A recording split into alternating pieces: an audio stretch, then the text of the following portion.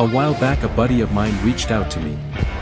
He had this job where the homeowner insisted he wanted a certified arborist, so I agreed to help out. He also insisted that he wanted zero damage to his lawn. Not a problem, good sir.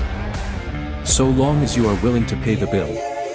And he was fine with it. One of those rare people that is aware that if you want something done a certain way, expect to pay a certain way.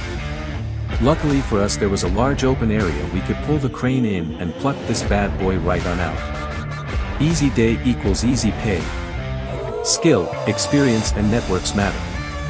Andrew's tree service leaves another job done right and another customer very impressed with how well the whole operation was organized.